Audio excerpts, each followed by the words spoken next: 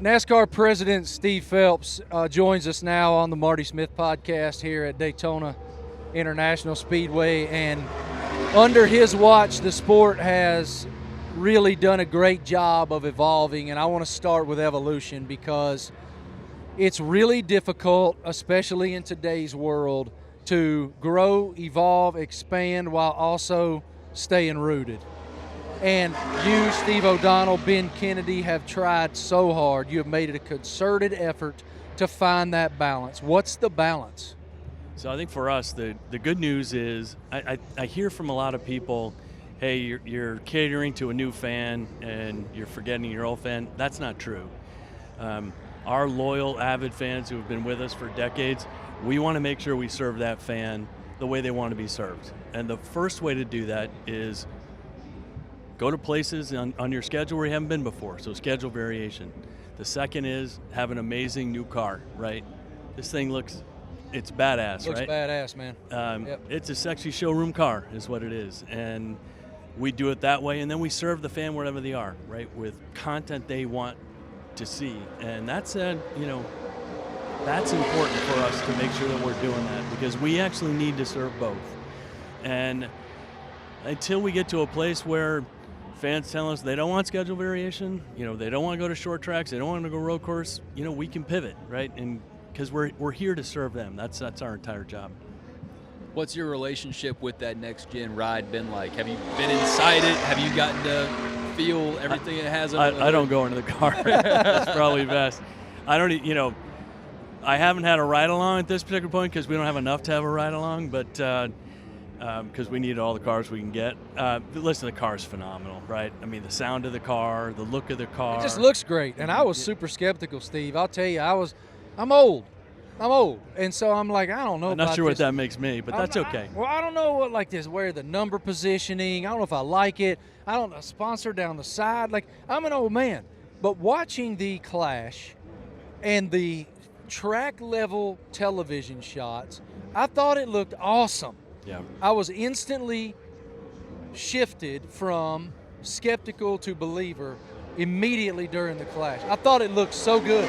Listen, our research has shown early on that the fans have adopted this car early and often, which is great. Listen, you get some people who are, hey, it's kind of like the Coliseum itself, right? That's not going to work. Why are they doing that? This is stupid. And then a lot of people that I saw out there, including some drivers, like, okay, I was wrong about this. You guys were right. This is awesome, right? Same thing's happening with this car, right? And I think the cool thing for us with the car, because, last June there were some safety concerns that the drivers had, so we addressed that. There was heat in the car, we addressed that. There was some steering issues, we addressed that. And then collaboratively with our teams, our OEMs and our drivers, we came up with the right package, right? The 670 horsepower package. That is going to be a massive win for the sport. The drivers themselves are enthusiastic about it. Like, listen, we talked to them about not being negative, right? You guys are aware of this, right? Everyone Very knows aware. That. But with that said, we don't have to do that with this car, right? Because they picked it. They're in it, right? And everyone's enthusiastic about it, right? And that's the key thing for us. That is it's amazing if you think about the car of tomorrow. A couple of iterations of the race car ago, it was the complete opposite. Well, I think, let's just start with this. Do you know how many tests we had for the car of tomorrow? No. We had one test in January before the car would debut in March. So when we got to the test number 2 on this next-gen car, and then 3, dozens of tests, right? All meant to get feedback from the drivers. And I think the way we did it, and I give, Steve O'Donnell, John Probst, those guys, massive credit, right?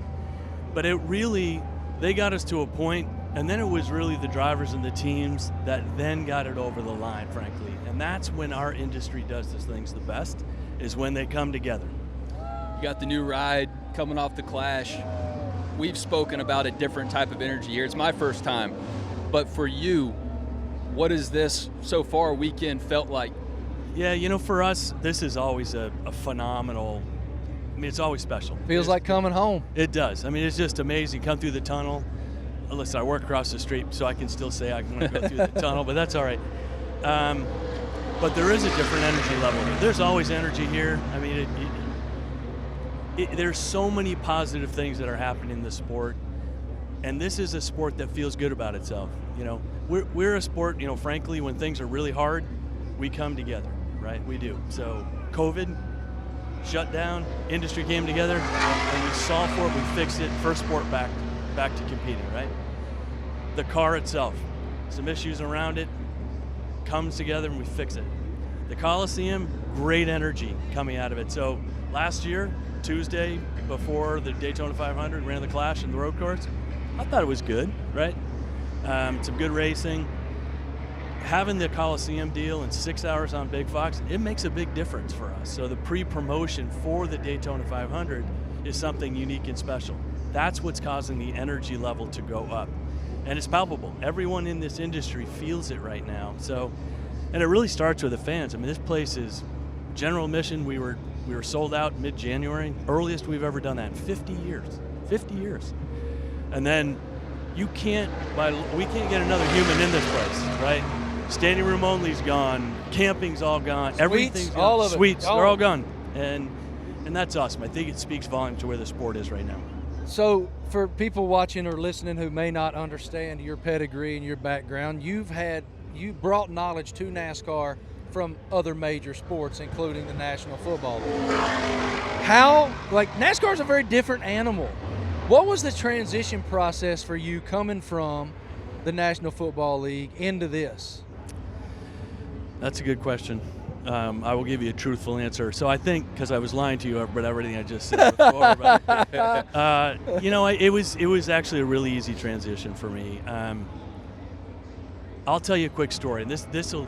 So I started in August 1st of 2005, and I went to a Kansas race that fall, and I was sitting in the garage by myself, no one else in the garage, and I was by we have a kitchen hauler, right, that has a picnic tables there. We're just sitting down by myself having a cup of coffee. There's a guy that's, I don't know, 80, 100 yards away, doesn't know me. I just started in the sport, right? Comes over and beelines toward me. I'm like, uh-oh, am I in trouble? And he said, hey, I just want to say good morning. How you doing? I was Richard Childress. Wow. He didn't know me. My point is this sport's about family, right? This is a community that I joined, and it's a special thing. So if you're not part of it, if you don't know NASCAR, come give it a try, because these are a community, right? These people have a love of racing, they have a love of NASCAR. And so the NFL is a great, unbelievable company in sport. They are, right? Huge, massive avid fans, just like NASCAR, a huge fan base. But it's a lot more corporate than it is here, right? This is more, what I say to my employees, every single employee at our place can make a difference, right? I think a lot of people in the NFL, frankly, that probably don't feel that way, right? Here you can make a difference. Every single person makes a difference in the success and the growth of this sport.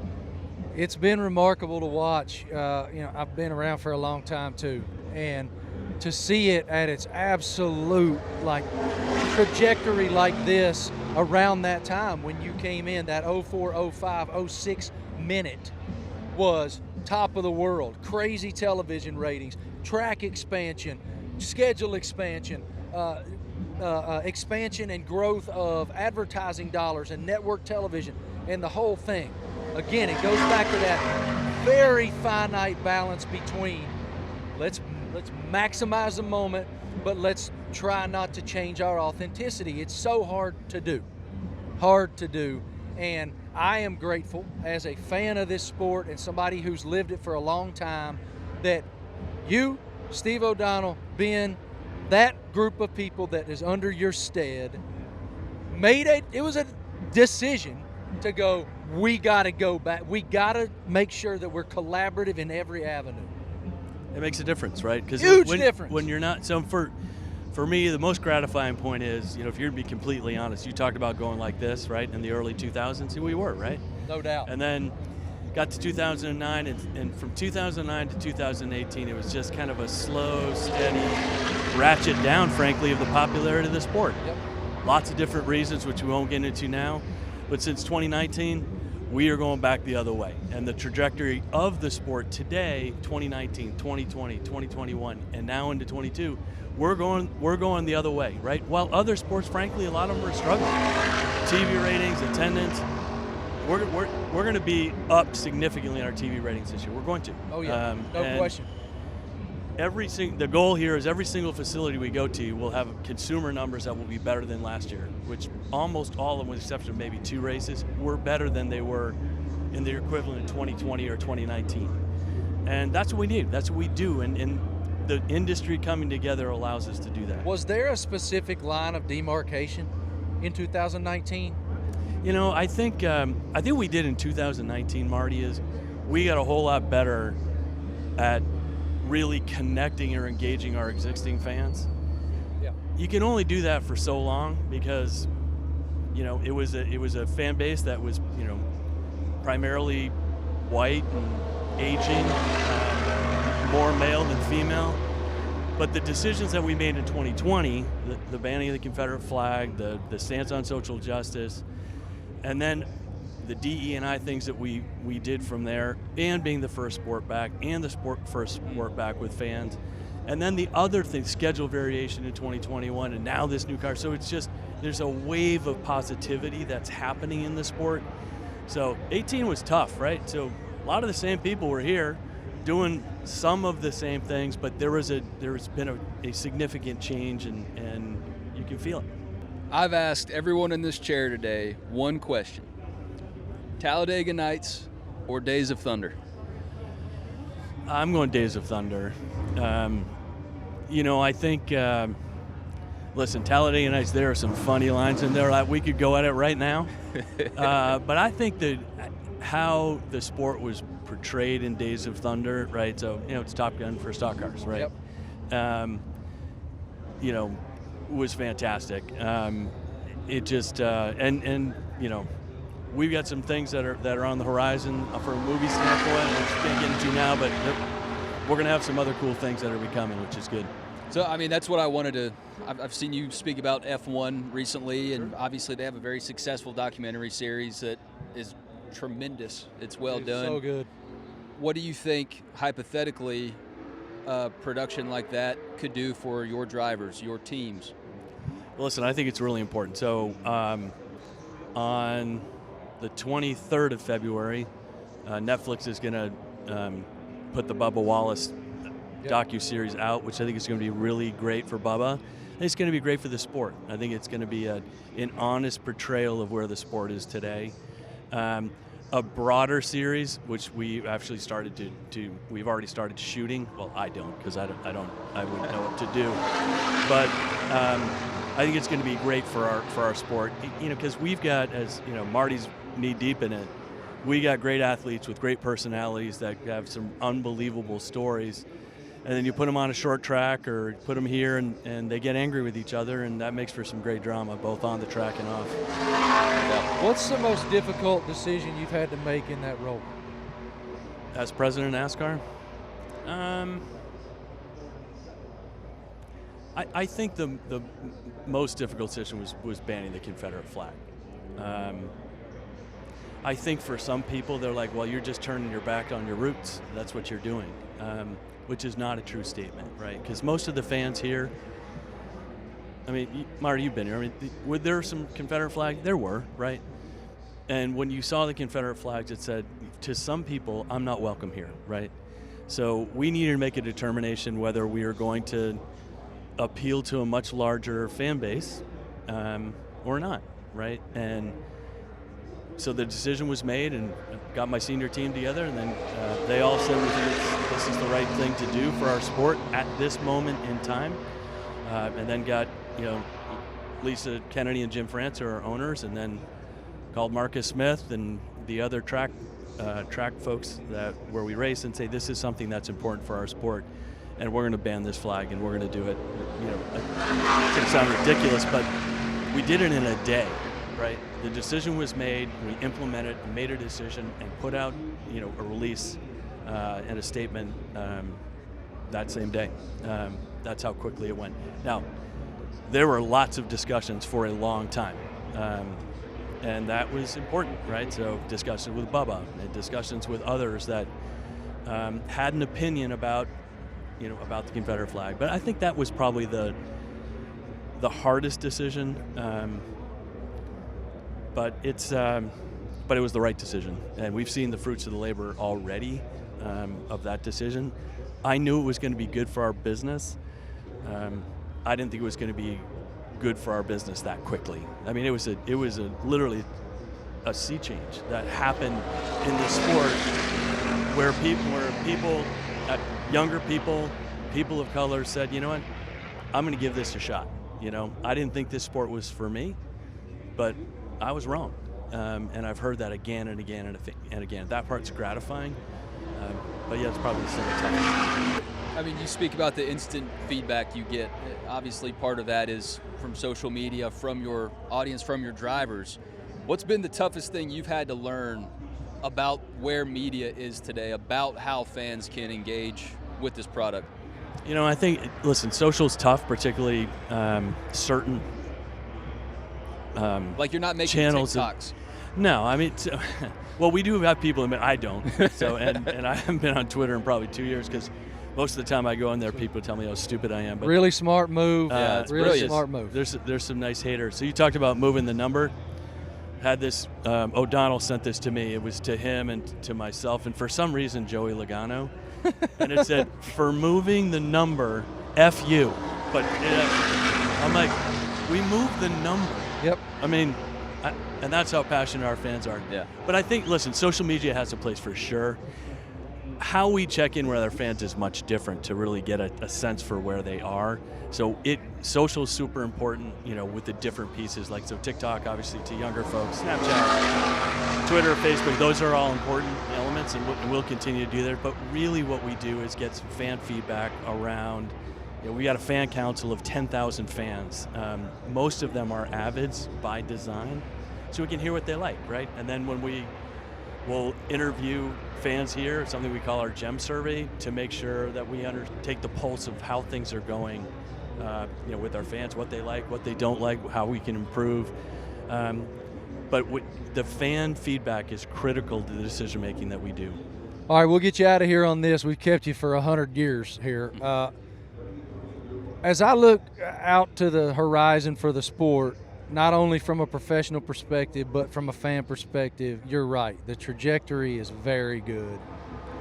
What's coming that we don't expect?